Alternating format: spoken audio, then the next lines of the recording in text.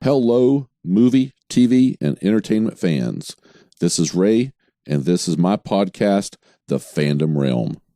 It is time for another podcast, and just as a reminder, I'll only be doing podcasts for the foreseeable future, so if you can't watch, make sure you listen. And I'm going to be actually posting these on Google Podcasts and others as well. Before we get started, I do want to update you on the schedule. We will be releasing a review of Uncharted a little later this week, probably on Wednesday. Today I want to put out my reaction to Rings of Power, episodes 3 and 4. There may be spoilers ahead. I will try to skip the really big ones, but proceed with caution. I am going to talk about the different storylines, and so I'm going to go back and forth between episodes. I have to start out with what I consider the main plot line, that is with Galadriel. We left off the second episode with Galadriel and Halbrand stuck on a raft in the middle of the ocean, and there's a boat with a shadow, and the episode ended. Well, that shadow was Elendil, a captain of Numenor. Elendil takes Galadriel and Halbrand back to Numenor, and we get to spend 2 episodes of Galadriel running around Numenor, acting like a spoiled little brat. I did enjoy seeing Numenor. It's a fantastic looking city. They did a really good job with all of the cinematography and making it look so real. It does resemble Minas Tirith. So we're going to see, we sort of see where that city was designed after. We are also introduced to the Queen Regent, who I didn't really like that much, and to young Isildur. I'm not really putting together how Elendil and Isildur go from Numenor to Kings of Gondor, but I guess that explanation is yet to come. The Numenorians are not very fond of the elves, and that sets up some conflict with Galadriel. Galadriel eventually finds the library founded by Elros, and for those that don't know, Elros is Elrond's brother, who actually chose to live as a human. And she's finally going to discover what the sign of Sauron actually means. Now, I'm not going to spoil that information right now, so you're going to have to go and watch the episodes to find that out. I am enjoying this storyline for the most part. As I've stated before, I'm not a huge fan of the portrayal of Galadriel, but the way they have conceptualized her, the character is really driving the story, and I mean, she fits what they're trying to do. I just don't think it's accurate. I am also very interested in Elendil and Isildur. We should be seeing a lot of them in the future. They are going to be part of an armed group heading to Middle Earth, to the Southlands, to help against the orcs. I would like a better explanation of why the elves and men of Numenor have fallen out. Maybe it's something that I just missed. If somebody can help me in the comments, I would appreciate that. The second storyline is following Erondir, our black elf, and the humans of the Southlands. There's a huge discovery made about the Southlands by Galadriel while she's in Numenor, but again, I'm not going to spoil that. But this is where Erondir has been taken by these new gnarly orcs, and I'm really loving these orcs, as I've said in the other episode. I'm not sure I'm liking Erondir much. I wish he had a little more emotion. He's just sort of there right now. I do like he's supposed to be a very brave, sort of romantic type elf, and so we're just going to have to see how he goes. He was taken to a work camp that looked to include men, other elves, and basically they were tearing up and building something in the Southlands. I also like the fact that these orcs are being shown to have issues with the sun, or I guess they may actually, some of them, be goblins.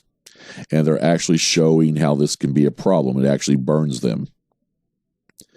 Arondir eventually does escape, or he's actually let go, and he ends up saving Theo as the humans of the Southlands are gathering at the Elven Tower.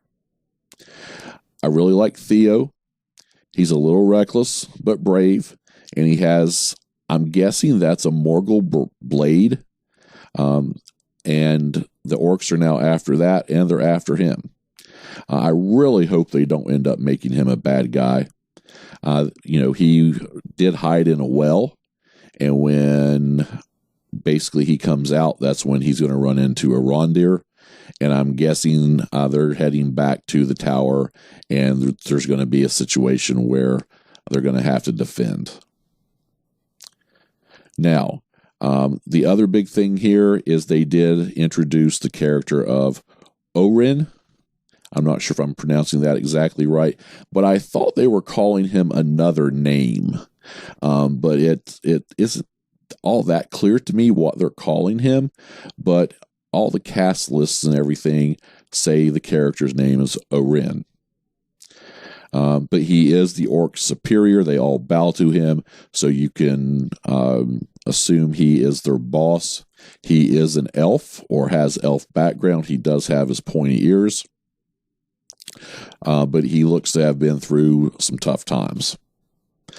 He did order the orcs to free Arondir, and he sent Arondir to take the humans a message. Could he be Sauron? Maybe. I'm not sure at this point. I'm not totally sure Sauron has been revealed yet. So basically, by the end of episode 4, Galadriel has convinced the Numenorians to send an armed help to the Southlands. And by the way, Halbrand is actually the lost king of the Southlands, which sort of adds a little bit of interest in there as well. And you're basically probably going to see Galadriel leading those armies to rescue those humans that are getting attacked by the orcs. That's mostly my guess anyways. Now, the third storyline, that is basically Elrond visiting Durin the Fourth in Moria to ask the dwarves' assistance in building Cerebromor's towers. Durin's father does agree, but they both feel that the elves are looking for more. They actually think they're looking maybe for what they are hiding in a secret box, which, as it turns out, is the mineral mithril. And so basically, we're introduced to what they make those special armor out of, the mithril.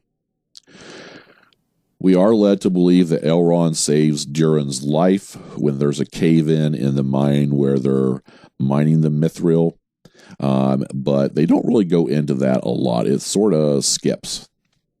I'm really liking the dwarves at this point. I do think they're going to need to proceed with caution when it comes to Elrond and Durin's friendship. They're starting to get to that point where they might cross that line of what's believable. There are a couple lines in episode 4 that I really thought they were sort of pushing believability.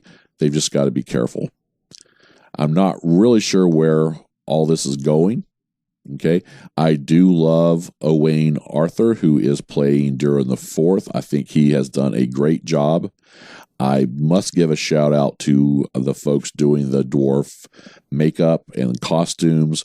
Also, the design of Moria, as I have said, is absolutely awesome, and all of the cinematography when they're in the mine, I just love it. Now, the fourth storyline is going to the Harfoots, and this is my least favorite storyline so far, just because they don't seem to be making a lot of progress. Of course, at the end of the second episode, you had a big person. Actually, that was the end of the first episode. You had a big person delivered to the Harfoots in a fireball from the sky. We still have no idea who that person is. There's lots of guesses from Gandalf to some other wizard to maybe Sauron, but we're just going to have to wait and see how that turns out. Personally, I don't think it is Sauron.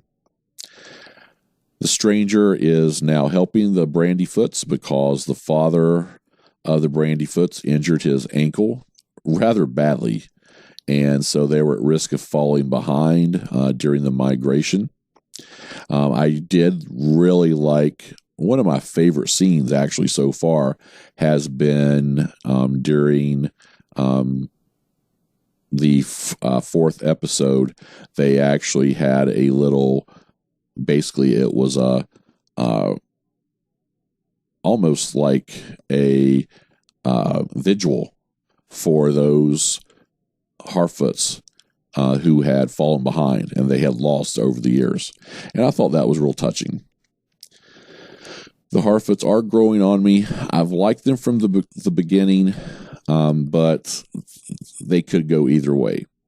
I did like Nori a little more. She's starting to grow on me, although she's very reckless, choosing to help this large stranger. It could hurt her whole family. And, of course, if you don't have somebody that's acting reckless, you don't have any kind of story. Again, I'm not sure where this storyline is heading, and at some point, that stranger is going to have to be revealed. And as I said, this is my least favorite storyline so far. This has been a basic review so far. I have left out some parts that are very spoilerish. To rate these two episodes together, I would probably give them a B+. I really enjoyed the two episodes together. If I had to split them up, I would probably give the third episode a B+. I would probably give both episodes a B+. And so that's where I would rate these two. I like where things are going. Hopefully it stays strong. I'm really glad Amazon is dropping this series week to week. It's definitely going to build, and it had, I thought, a decent start. So if they keep building off of that, I think it's going to get better and better. Hopefully, this will be the last double podcast that I do for Rings of Power. In the future, we will start dropping these episodes the Monday after the Friday premiere. With that said, it's time to go. Don't forget to subscribe and comment and do all those other nice things that help our channel. Have a great day, and we'll see you next time on the Fandom Realm.